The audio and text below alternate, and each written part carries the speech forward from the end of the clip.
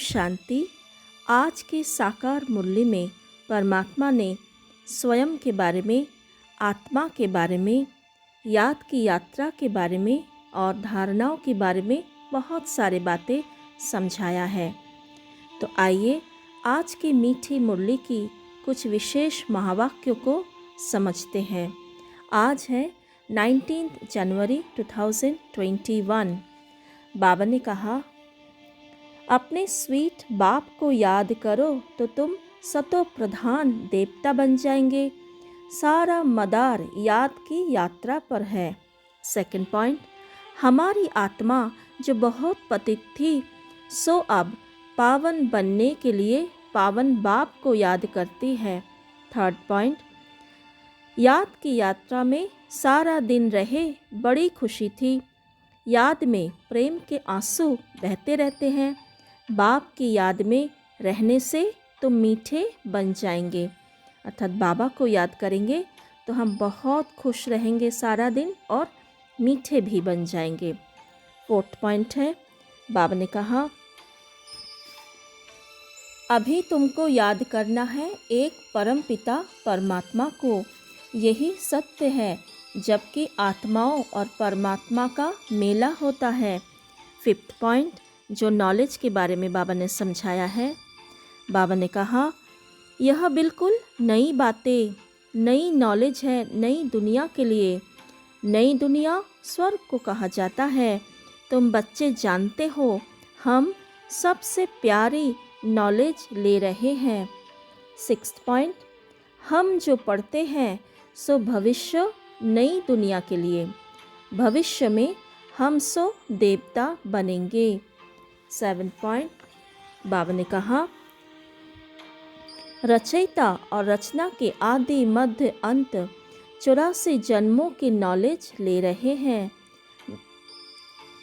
8 point है, baby में अर्थात छोटे बच्चे में नॉलेज नहीं होती है और कोई अवगुण भी नहीं होता है, इसलिए उनको महात्मा कहा जाता है क्योंकि पवित्र है। 9 पॉइंट, शास्त्र पढ़ने वालों को भक्त कहा जाता है। भक्ति और ज्ञान दो चीज़ है।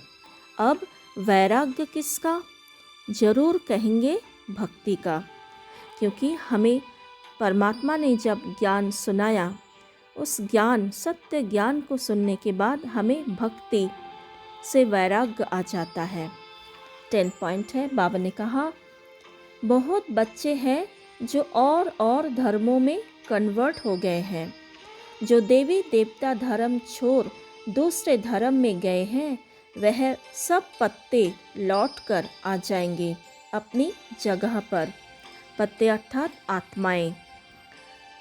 जो आदि सनातन देवी देवता धर्म की आत्माएं थे वो द्वापर से अन्य धर्म में कुछ आत्माएं कन्वर्ट हो गए हैं, जैसे कि क्रिश्चियन धर्म में, मुसलमान धर्म में। तो वो सभी इस संगम युग पर फिर से बाबा के पास आते हैं और ज्ञान समझते हैं, धारणा करते हैं और श्रीमत पर चलकर फिर से देवी देवता पद प्राप्त कर लेते हैं। आज की मुरली में बाबा ने आत्मा के बारे में जो समझानी दी है, बाबा ने कहा, फर्स्ट पॉइंट, पढ़ती आत्मा है।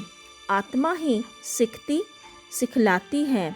आत्मा मोस्ट वैल्यूएबल है। सेकंड पॉइंट, आत्मा अविनाशी अमर है, सिर्फ शरीर खत्म होता है।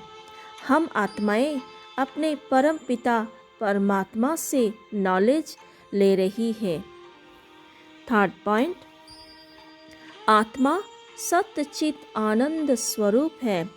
5000 वर्ष की पूरी एक्टिविटी का रिकॉर्ड आत्मा में भरा हुआ है, वह बदल नहीं सकता। हर आत्मा में अपना पाठ भरा हुआ है। फिर बाबा ने कहा, फोर्थ पॉइंट, यह ज्ञान भी तुम्हारी आत्मा लेती है। आत्मा का कोई धर्म नहीं है। फिफ्थ पॉइंट, एक तो आत्मा बिंदु मिसल है और शांत स्वरूप है। शांति धाम मुक्ति धाम में रहती है। सिक्स्थ पॉइंट, आत्मा तो एक छोटा सा सितारा है। इतनी सब नॉलेज छोटे सितारे में है। सितारा शरीर के सिवाय बात भी नहीं कर सकता। सितारे को पाट बजाने के लिए अंग भी चाहिए। नेक्स्ट पॉइंट है 7 पॉइंट। फिर यहाँ आकर आत्मा शरीर धारण करती है, वह है आत्माओं का घर, अर्थात जो निराकारी दुनिया परम धाम, वह क्या है? आत्माओं का घर है। नेक्स्ट पॉइंट है आत्मा अविनाशी है, मोह भी रखना चाहिए अविनाशी चीज़ में, ना कि विनाशी चीज़ में। फिर बाबा ने धारणाओं के बारे में बहुत सारी बातें बताया है, आइए देखते हैं। फर्स्ट पॉइंट, बाबा ने कहा जैसे छोटे बच्चे फूल होते हैं, उन्हें विकारों का पता भी नहीं, तो वह सबको कशिश करते हैं ना, ऐसे तुम बच्चे भी जब फूल अर्थात पवित्र बन जाएंगे तो सबको कशिश होगी। तुम्हारे में विकारों का कोई भी कांटा नहीं होना चाहिए। सेकंड पॉइंट, नंबर 1 तूफान है देह अभिमान का, फिर है काम क्रोध लोभ मोह अहंकार। थर्ड पॉइंट है बाबा ने कहा सुखधाम में चलने के लिए सुखदाई बनना है, सबके दुख हर कर सुख देना है। फोर्थ पॉइंट, देह का भान मिटा देना है। फिफ्थ पॉइंट, जो आज का स्लोगन है, बाबा ने कहा विश्व कल्याणकारी वह है जो प्रकृति सहित हर आत्मा के प्रति शुभ भावना रखते हैं, अर्थात कोई भी आत्मा हो, लौकिक अलौकिक परिवार में कैसे भी विकारी तमोगुणी आत्मा हो, और प्रकृति के प्रति भी हमें शुभ भावना शुभकामना रखना ही है, तभी हम विश्व कल्याणकारी कह सकते हैं। बाबा अपने बारे में जो बातें आज बताया है वो इस प्रकार से है। बाबा ने कहा शिव बाबा ही रचता है, वही रचना के आदि मध्य अंत को जानते हैं और यह नॉलेज देते हैं। सेकंड पॉइंट है, बाबा ने कहा यह कोई कॉमन सत्संग नहीं है, यहाँ बैठे हो समझते हो सत बाबा जिसको शिव कहा जाता है उनके संग में बैठे हैं। तो सत्संग किसे कहा जाता है? जो सत का संग जब हम करते हैं, अर्थात शिव बाबा का जब हम संग करते हैं, उसी को हम सत्संग कहेंगे। थर्ड पॉइंट, बाबा ने कहा पढ़ाते हैं अच्छे कर्म सिखलाते हैं तो जरूर ऊंच होगा ना, तुम जानते हो हमको सबसे ऊंच ते ऊंच भगवान पढ़ाते हैं। नेक्स्ट पॉइंट है हमको पढ़ाने वाला बिल्कुल न्यारा विचित्र है, उनको यह साकार चित्र नहीं है, वह है ही निराकार। फिफ्थ पॉइंट है, बाबा ने कहा वह है सुप्रीम आत्मा नॉलेजफुल। सिक्स्थ पॉइंट, इस मनुष्य सृष्टि का क्रिएटर गाया जाता है तो जरूर कर्तव्य में आते हैं, अर्थात बाबा को रचयिता कहा जाता है, तो रचना किया होगा, और क्रिएटर अर्थात रचयिता, तो बाबा जरूर कुछ क्रिएट किया होगा तभी तो ये गायन बना है। 7 पॉइंट है, बाबा ने कहा वही दुख हरता सुख करता है, ज्ञान का सागर है। 8 पॉइंट है, मनुष्य की घड़ी में फर्क पड़ सकता है मिनट सेकंड का, शिव बाबा के अवतरण में तो बिल्कुल फर्क नहीं पड़ सकता। 9 पॉइंट, बाप जो कल्प कल्प सुनाते आए हैं वही आकर सुनाते हैं, इसमें जरा भी फर्क नहीं हो सकता। तो आज की मुरली में जो वरदान है वो इस प्रकार से है। बाबा ने कहा एक बल एक भरोसे के आधार पर मंजिल को समीप अनुभव करने वाले हिम्मतवान भव। हम हिम्मतवान कब बनेंगे? जब हम बाबा को कभी नहीं भूलेंगे। कुछ भी परेशानी हो, मुश्किलात हो, समस्याएं हो, कुछ भी हो जाए अपनी ज़िंदगी में, तो हमेशा हम बाबा को साथ रखेंगे। हमारा साथी है सर्वशक्तिवान, प्यार का सागर। वो हमारे साथ सदा कंबाइंड है। ये जितना हम इस स्मृति में रहेंगे उतना हम हिम्मतवान बन जाएंगे। बाबा ने कहा, हिम्मते बच्चे मदते बाप। तो आज के मूल्य में हम मुख्य गुण या धारणा लेते हैं देह भान। देह भान को मिटाना। तो कैसे मिटाएंगे? बाबा ने कहा, नंबर 1 है देह भान का तूफान। देह भान अर्थात हम आत्मा पूरे 5000 वर्ष इस शरीर के साथ है। फिर द्वापर युग से आत्मा की शक्ति कम होने के कारण विकार का प्रविष्टा होती है, 5 विकारों की। फिर हम आत्माएं उस विकारों के वशीभूत होकर कर्म करने लग पड़ते हैं। तो हम अपने आप को शरीर ही समझ बैठते हैं। मैं फलाना हूँ, मैं डॉक्टर हूँ, इंजीनियर हूँ, मैं ये कर सकती हूँ, कर सकता हूँ, मेरे पास इतना बड़ा मकान है, ये गाड़ी है, ये इतने सब प्रॉपर्टी है। जो भी देह और देह के दुनिया, देह की चीज़ें ही हमें याद रहती है। हम आत्मा है, मूल रूप से ज्योति बिंदु है, ये हम भूल चुके हैं। क्योंकि हम कभी ये शिक्षाएं ली ही नहीं है कि हम आत्मा हैं। संगम युग पर परमात्मा ने आकर हमें ये शिक्षा देते हैं कि आप आत्मा हो, ज्योतिर्बिंदु हो, अजर अमर अविनाशी हो।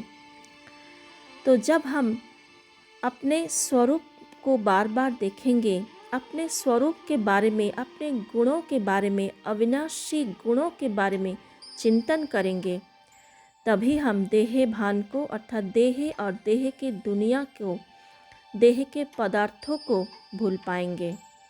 सारा दिन भर हमें कई बार बार हर कर्म करते हुए अपने आप को आत्मा रूप में देखकर समझकर कर्म करना है।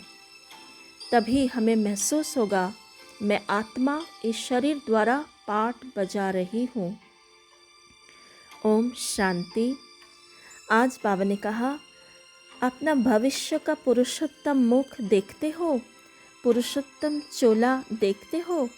अर्थात हम सतयुगी दुनिया में पुरुषोत्तम बनकर जब रहेंगे, पाठ बजाएंगे, उस पुरुषोत्तम चोला, पुरुषोत्तम मुख को हम आज देखेंगे मेडिटेशन में। सतयुग में भ्रमण करके सतयुग का आनंद लेंगे। तो स्वयं को देखें नई दुनिया में, जहाँ कोई विकार नहीं, दुख नहीं, अथाह सुख है, शांति है। हर आत्मा, चाहे राजा महाराजा हो, प्रजा हो, साहूकार हो, कैसे भी हो, सभी बहुत खुश है। कोई रोग नहीं, शोक नहीं, दुख दर्द नहीं, आनंदमय सतोगुणी आत्माएं हैं, देवी देवताएं हैं। अपना स्वरूप को देखें।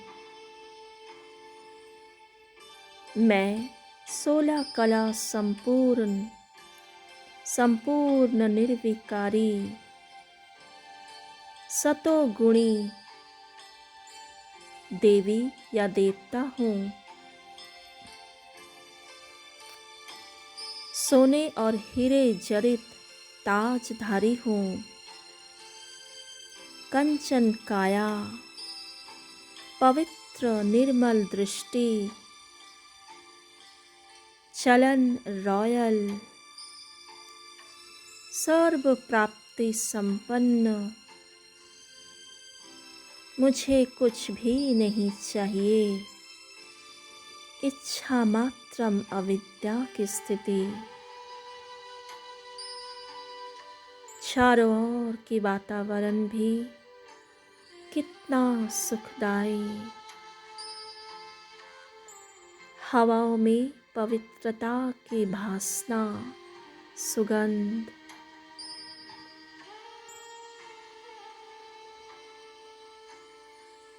कितना मीठा रसीली फल, हर एक पशु पक्षी जीव जंतु भी बहुत अच्छे, बाबा कहते हैं फर्स्ट क्लास। इसी दुनिया में हमें जाना है, ये पतित पुरानी चोला छोड़ वही पुरुषोत्तम चोला धारण करना है, और जन्म बाई जन्म 2 युगों तक हम इतने सुखों में शांति में रहेंगे। ओम शांति।